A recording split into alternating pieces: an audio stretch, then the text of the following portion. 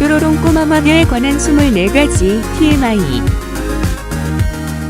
원작의 제목은 마법의 엔젤 스위트민트라는 제목이지만 국내에서는 1995년에 KBS ETV를 통해서 방영된 뾰로롱 꼬마 마녀라는 제목이 훨씬 더 친숙할 텐데요.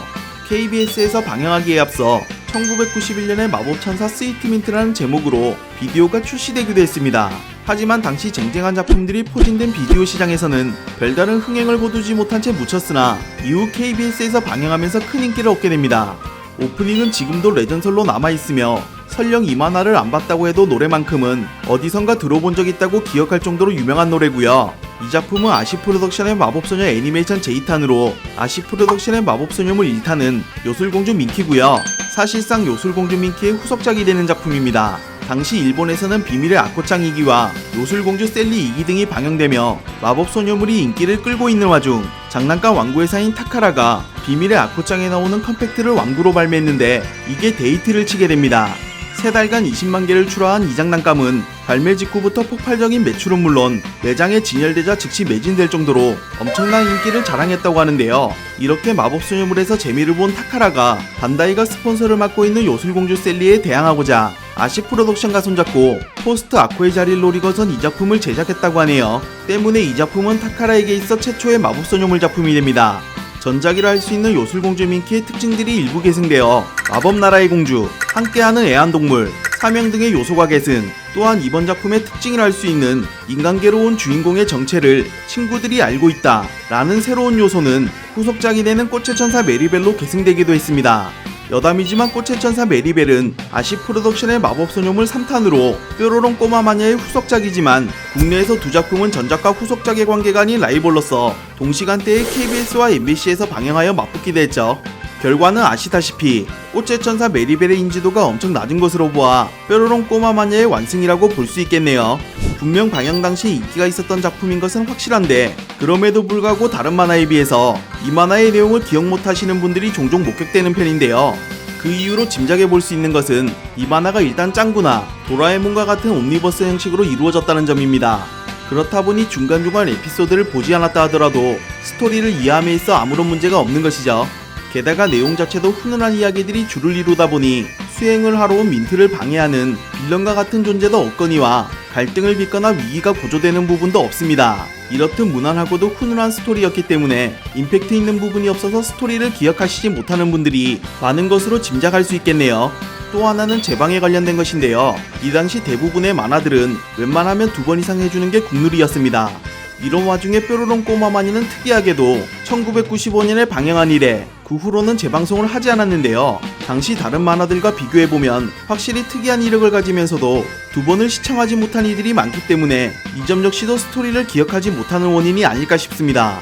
주인공인 민트 말고도 이야기의 주축이 되는 그녀의 친구들인 폴과 로라는 초기 기획에서는 지금과 다른 설정이었는데요. 폴은 남자가 아닌 여자였고 이름도 호두의 일본어인 쿠름이었으며 마법의 펜던트라는 아이템도 가지고 있다는 설정이었다고 합니다. 로라도 민트처럼 마법의 신디사이저라는 아이템을 이용하여 마법을 사용할 수 있는 설정이었다고 하네요. 페페는 당초에 파플이란 이름이었고 펭귄도 아니었다고 하고요. 초반 스토리와 민트의 설정 역시 지금과 달랐으며 민트는 초기 기획에서 감사하는 마음을 쉽게 잊어버리는 성격이었고 이 때문에 딸의 장래를 걱정하던 왕이 이를 고치고자 마법력을 억제한 뒤 인간계로 추방하는 것에서부터 시작하는 내용이었다고 합니다. 행복의 가게도 주인공 일행 각자의 능력에 따라 여러 업종의 가게로 바뀐다는 설정이었다고 하네요.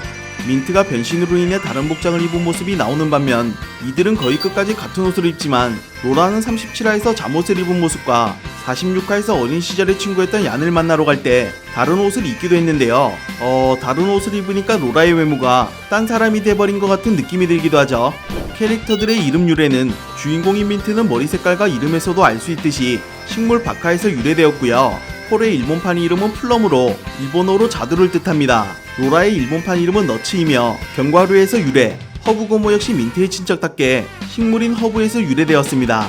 마법의 나라의 왕인 민트의 아버지의 본명은 스위트콘, 왕비인 어머니의 본명은 라임으로 각각 사탕 옥수수와 과일에서 유래되었고요. 여담으로 민트의 어머니는 남편과 부부싸움 후 냉전기를 겪을 때 인간 세계로 내려와 생활한 적이 잠시 있었는데요. 이때 마법으로 17살로 변하자 민트는 언니가 생긴 것 같다며 뛸 듯이 기뻐하죠.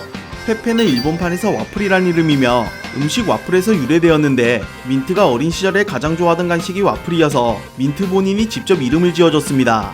민트는 통상적인 마녀의 특징 중 하나인 빗자루를 타고 다니는 것에서 벗어나 진공청소기를 타고 다니는데요. 이 때문에 다른 마녀 할머니께 혼이 나기도 했지만 그럼에도 진공청소기를 타고 다니는 이유는 이게 최신 유행이라서 그렇다고 하네요.